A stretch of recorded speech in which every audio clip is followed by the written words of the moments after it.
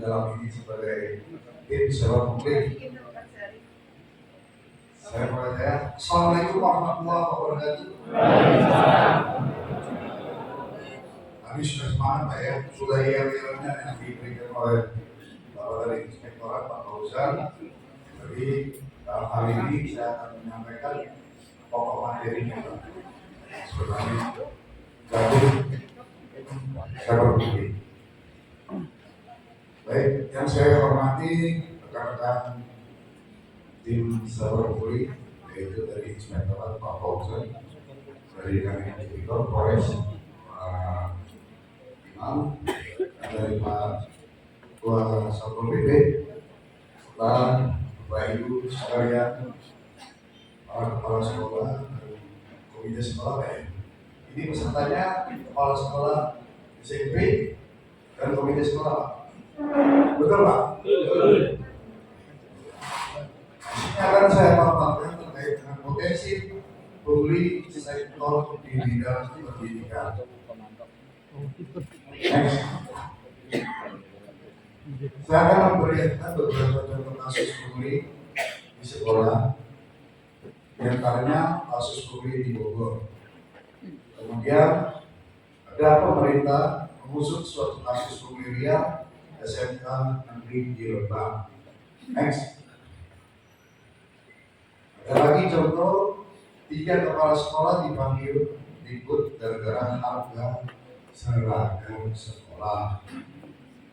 Kemudian pungli di SDN Medan, wali kota meradang, begini nasib sang kepala sekolah. Lanjut. Kemudian area rawan pungli di lingkungan pendidikan, yaitu dengan adanya uang gedung dan pengadaan seragam. Usulan calon kasek kepala sekolah yang baru, penilaian angka kredit guru, biaya les atau tambahan pelajaran di luar jam pelajaran, iuran sekolah pasukan cairan tunjangan profesi, biaya studitur tadi yang dikatakan oleh Pak Aniki Bikorima. Nah itu malah salah satu area rawan. Kemudian pengadaan buku LKS atau modul pengayaan, akreditasi. Inilah salah satu di mana contoh area yang rawan dalam pungli bidang pendidikan. Lanjut. Bagaimana dengan dana partisipasi masyarakat yang dihimpun oleh komite sekolah? Apakah ini termasuk pungli? Nanti kita jabarkan di slide berikutnya. Lanjut. Dasar regulasinya Pak.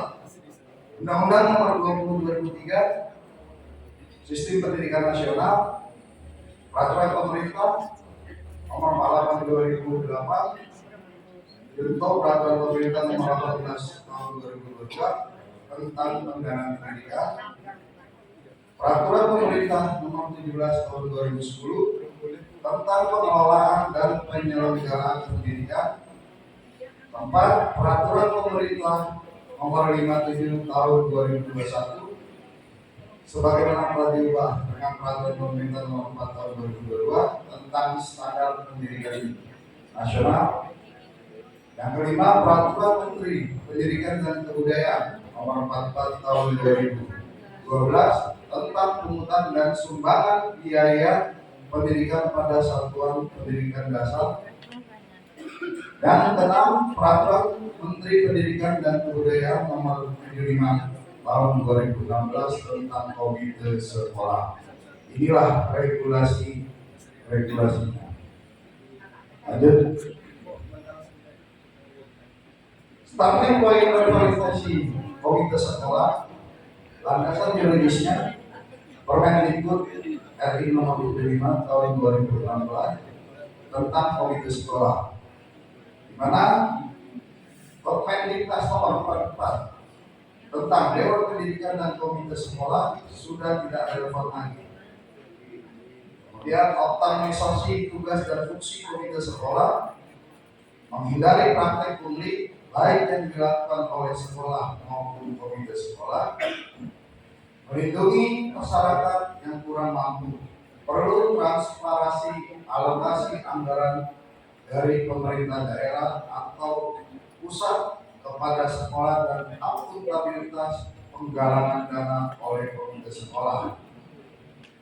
Revitalisasi komite sekolah dengan prinsip gotong royong. Ini starting pointnya dalam komite sekolah. Apa sih itu komite sekolah? Komite sekolah itu sebagai rumah yang beranggotakan orang tua, wali, peserta didik, komunitas sekolah, serta tokoh masyarakat yang peduli pendidikan.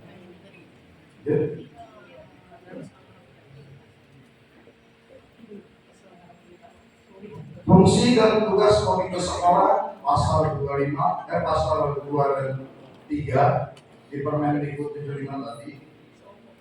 Fungsi komite itu dikatakan sebagai peningkatan mutu pelayanan pendidikan. Sedangkan tugas komite sekolah yang diantaranya memberikan pertimbangan dalam penentuan dan pelaksanaan kebijakan pendidikan yang berkaitan dengan kebijakan dan program sekolah. Yang pertama. Yang kedua, menyusun RAPBS atau RKAS. Ketiga, kriteria kinerja sekolah. Keempat, kriteria fasilitas pendidikan di sekolah dan kriteria kerjasama sekolah dengan pihak lain. Poin B, menggalang dana dari sumber daya pendidikan lainnya dari masyarakat melalui upaya kreatif dan inovatif. Mengawasi pelayanan pendidikan di sekolah, menindaklanjuti keluhan, saran, kritik, dan aspirasi dari peserta didik, orang tua ataupun wali dan masyarakat atas kinerja sekolah. Inilah fungsi dan tugas dari komite sekolah yang harus diperhatikan. Ya. Ada metode pelanggaran dana yang dapat dilakukan oleh komite sekolah. Komite sekolah melakukan penggalangan dana dan sumber daya pendidikan lainnya untuk melaksanakan fungsinya dalam memberikan dukungan tenaga, sarana dan prasarana serta pengawasan pendidikan, penggalangan dana dan sumber daya pendidikan berbentuk bantuan dan atau sumbangan, bukan pungutan. Bantuan dan sumbangan atau pungutan dikategorikan pada kolom bantuan pemberian berupa uang, barang atau jasa oleh pemangku kepentingan satuan pendidikan di luar peserta didik atau orang tua atau walinya dengan syarat yang disepakati para pihak. Inilah yang dikatakan bantuan Bapak Ibu sekalian. Sedangkan sumbangan pemberian berupa uang, barang atau jasa oleh peserta didik, orang tua, walinya, baik perseorangan maupun bersama-sama masyarakat atau lembaga secara sukarela dan tidak mengikat satuan pendidikan. Ini yang dikatakan bantuan. Sedangkan sumbangan, sumbangan Pak. Sedangkan untuk pungutan, penarikan uang oleh sekolah kepada peserta didik, orang tua atau walinya yang bersifat wajib mengikat serta jumlah dan jangka waktu pemungutannya ditentukan. Dari poin-poin tersebut akan kami jelaskan kawan Ibu sekalian. Lanjut. Skemanya ini Pak. Skema perbedaan bantuan, sumbangan dan pungutan. Dari segi aspek bantuan, sumbangan maupun pungutan, tindakannya Pemberian dalam bantuan itu sumbangan bersifat pemberian, pungutan bersifat penarikan. Sedangkan bentuknya dalam bantuan itu berupa uang, barang, jasa, begitupun dalam bentuk sumbangan. Namun dalam bentuk pungutan hanya uang saja. Pelakunya siapa Bapak Ibu sekalian? Dalam bantuan itu pemangku kepentingan, satuan pendidikan di luar peserta didik atau orang tua atau wali. Sedangkan dari sumbangan sama seperti bantuan ditambah dengan bersama masyarakat atau lembaga. Sedangkan dalam pungutan hanya dua saja, sekolah dan komite. Syarat sah dan ketentuan disepakati para pihak untuk dalam bantuan, sedangkan untuk sumbangan bersifatnya sukarela dan tidak mengikat satuan pendidikan. Namun di dalam pungutan wajib mengikat serta jumlah dan jangka waktu pemenuhannya ditentukan. Jadi di sini sudah jelas Pak, sudah diterangkan bentuk pungutan itu yang dikatakan wajib. Ini yang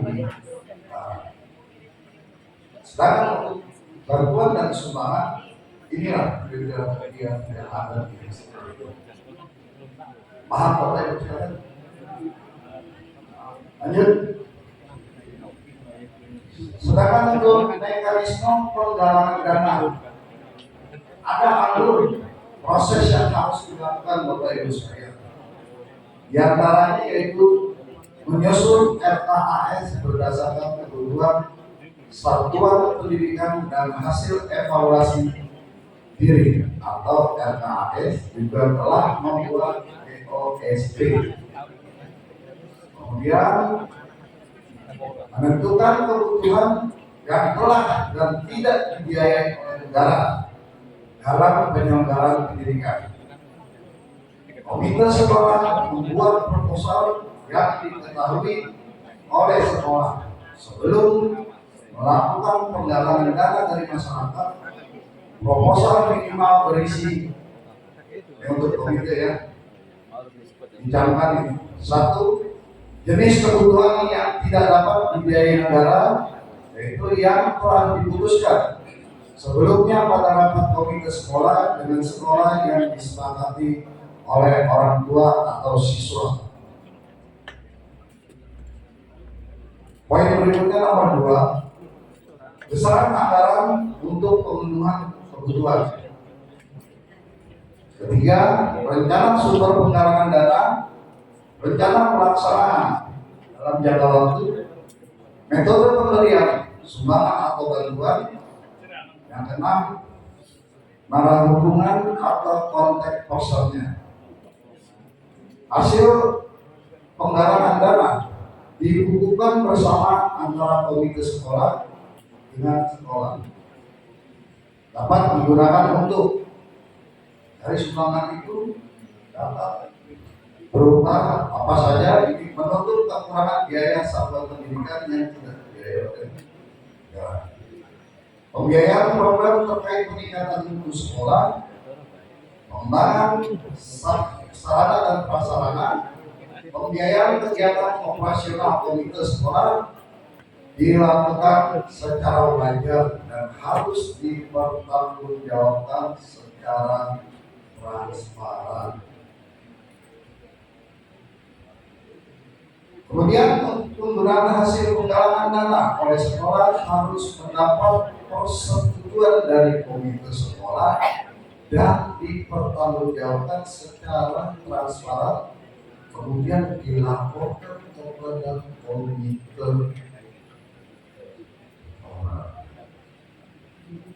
Inilah mekanisme terkait dengan penggalangan dana.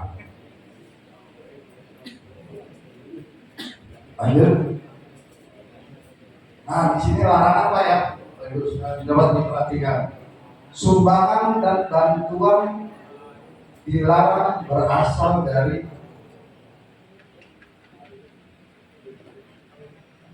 perusahaan dan atau lembaga yang menggunakan merek dagang, logo, semboyan dan atau warna yang dapat diasosiasikan sebagai ciri khas perusahaan rokok. Yang berlogo sebagai iklan gitu. Nah, kemudian perusahaan minuman beralkohol. Dan atau lembaga yang menggunakan merek dagang logo. Yang bersifat minuman, intinya berwarna atau berlogo. Satu lagi Pak, ini dalam suasana politik. Ini harus diantisipasi. Karena di situ ada partai politik. Ya Pak ya, Bapak Ibu sekalian ya. Ini kita tahunya tahun politik Pak. Sekarang sampai dipengaruhi juga ya. Kemudian komite sekolah dilarang. Untuk komite sekolah ini dilarang menjual buku pelajaran, bahan ajaran, perlengkapan bahan ajaran, pakaian seragam, atau bahan pakaian seragam di sekolah. Melakukan pungutan dari peserta didik atau orang tua atau balingan. Mencederai integritas evaluasi hasil belajar. Kemudian mencederai integrasi seleksi penerimaan peserta didik baru. Laksanaan kegiatan lain yang mencederai integritas sekolah. Mengambil atau menyiasati keuntungan ekonomi dari pelaksanaan kedudukan tugas dan fungsi komite sekolah. Memanfaatkan aset sekolah untuk kepentingan pribadi atau kelompok. Melakukan kegiatan politik praktis di sekolah dan atau mengambil keputusan atau tindakan melebihi kedudukan tugas dan fungsi komite sekolah. Ini larangan yang dilarang dalam komite sekolah. Dana peran serta masyarakat atau PSN yang dihimpun komite sekolah merupakan pungli jika salah satu terpenuhi. Jika salah satu dari tiga ini terpenuhi, itu dikategorikan merupakan pungli. Yang diantaranya satu, berupa penarikan atau tagihan uang kepada orang tua, wali murid, oleh sekolah dan atau komite sekolah. Yang kedua, dana tersebut bersifat wajib dan mengikat dan atau berdampak baik secara langsung maupun tidak terhadap pendidikan siswa. Yang ketiga, jumlah dan jangka waktu pemenuhannya ditentukan. Salah satu dari tiga poin ini terdapat itu dinamakan pungli. Apalagi kalau semuanya Pak. Ini salah satu saja sudah terpenuhi. Lanjut.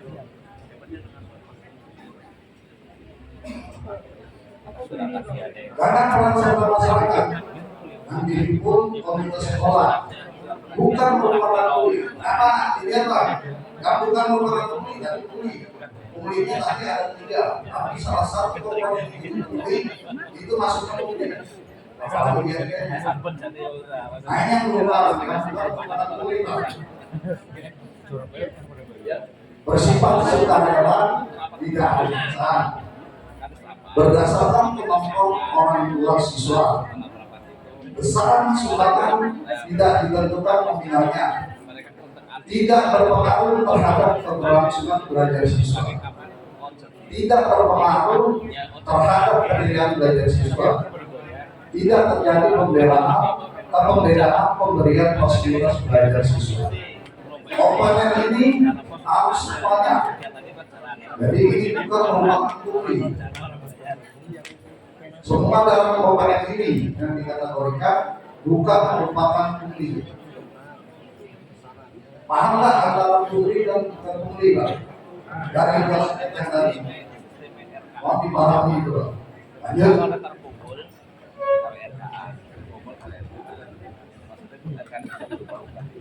Terkait dengan akuntabilitas proses dalam PSM, draft SOP di Menpora, standar pelaksanaan rapat pleno orang tua yang diantaranya tersedia dokumen rencana kegiatan tahunan dan rencana kegiatan anggaran sekolah yang sudah disetujui atau disahkan atau diverifikasi oleh Menpora.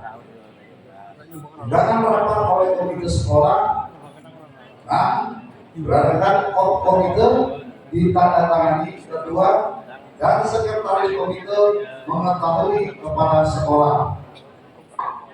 Agenda rapat minimal meliputi ada 3 poin: sambutan dan paparan program sekolah, laporan pertanggungjawaban komite sekolah, diskusi program pengembangan sekolah, pemilihan pengurus atau jika tidak terjadi pergantian pengurus komite sekolah. Adanya daftar undangan Menpora, Kabupaten Gianyar Bali, pengawas pembina, orang tua atau wali, Forkominda lokasi satuan pendidikan, Kades atau lurah lokasi satuan pendidikan, semua pengurus komite tentang mitra sekolah. Mulai jalannya rapat pleno, minta acara besok pleno, dokumentasi foto dan atau video. Inilah akuntabilitas yang dimaksud dalam dana PSM. Lanjut. Keberadaan kepala sekolah pada saat rapat pleno orang tua atau murid. Yang diantaranya kepala sekolah memberikan sambutan dan penjelasan program sekolah sebelum rapat pembahasan program kerja sekolah oleh komite sekolah. Nah, ini yang merah ini sambutan kepala sekolah wajib menyampaikan bahwa peran serta masyarakat atau orang tua atau wali murid adalah berbentuk sumbangan dan sifatnya tidak wajib, bukan pungutan. Nah, ini yang berisi dan di garis merah ini wakilnya Pak ya. Jadi itu yang harus disampaikan kepada wali murid ya.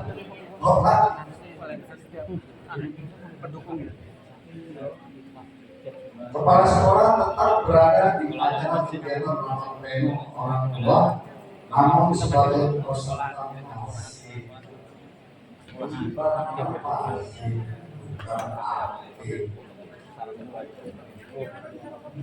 Kepala sekolah dapat memberikan penjelasan ataupun tanggapan manakala sangat dibutuhkan atas persetujuan komite sekolah.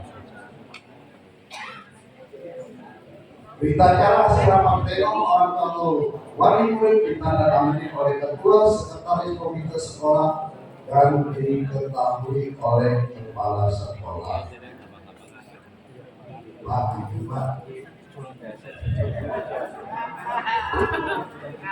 Pak kantor suara saya kurang kecil dari baik. Bercanda Pak. Ayo. Mungkin saya percepat aja Pak ya.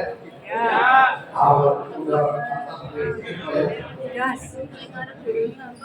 mekanisme pendukung dana partisipasi masyarakat ini yang disebut dari dana partisipasi masyarakat berupa 1. Orang tua dapat memberikan sumbangan setelah rapat pleno dilaksanakan.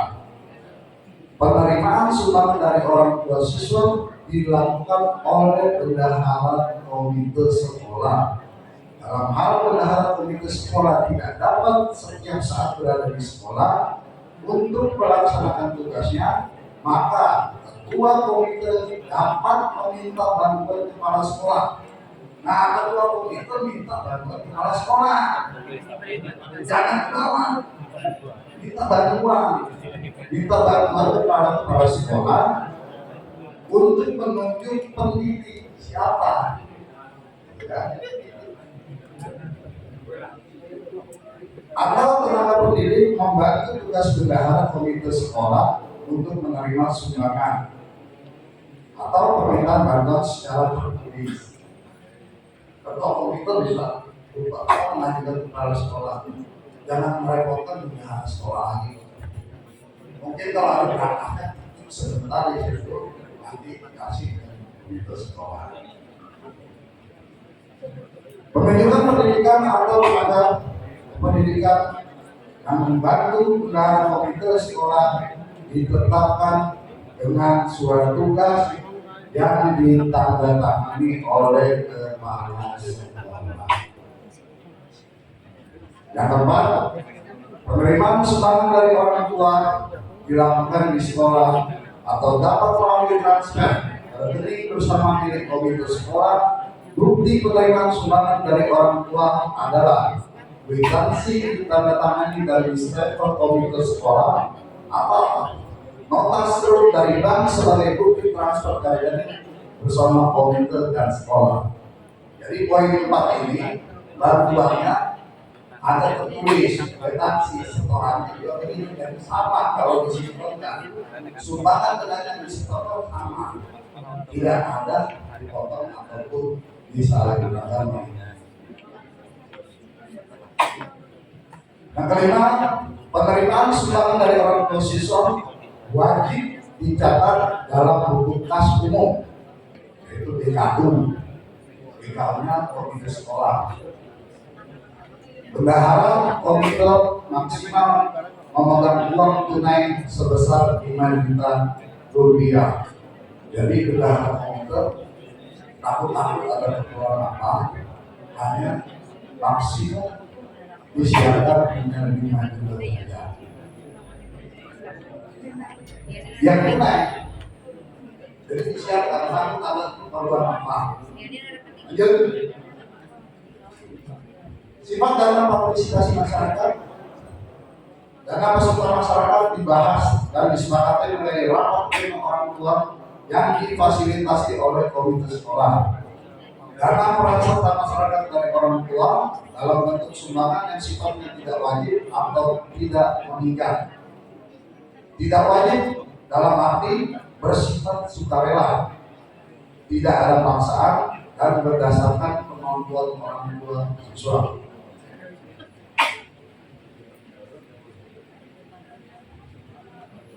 Yang tidak mengikat dalam arti kata besaran sumbangan tidak ditentukan nominalnya, tidak berpengaruh terhadap keberlangsungan belajar siswa, tidak berpengaruh terhadap penilaian belajar siswa, tidak menjadikan pembeda pemberian fasilitas belajar siswa. Paham ini Pak ya?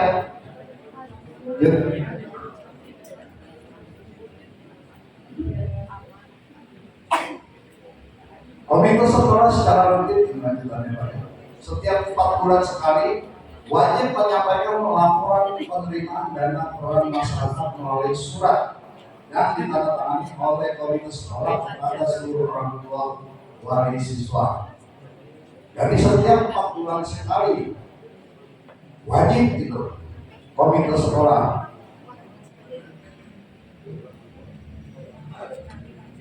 memberikan surat tersebut memuat kebutuhan dana bersumber dari peran serta masyarakat sebagaimana disepakati pada saat rapat pleno, realisasi penerimaan dana peran serta masyarakat sampai dengan tanggal pelaporan, persentase realisasi penerimaan dibandingkan kebutuhan. Jadi sekian dan terima kasih. Inilah materi yang saya berikan pada hari ini. Maka segar begini kan. Jadi ini Pak ya, antara kepala sekolah dan komite sekolah harus melaksanakan apa yang ada di slide yang saya berikan sebelumnya. Terus salah satu apa itu komentar maupun bukan komentar. Kurang lebihnya saya mohon maaf. Saya akhiri dari Taufiq Hidayat. Assalamualaikum warahmatullahi wabarakatuh.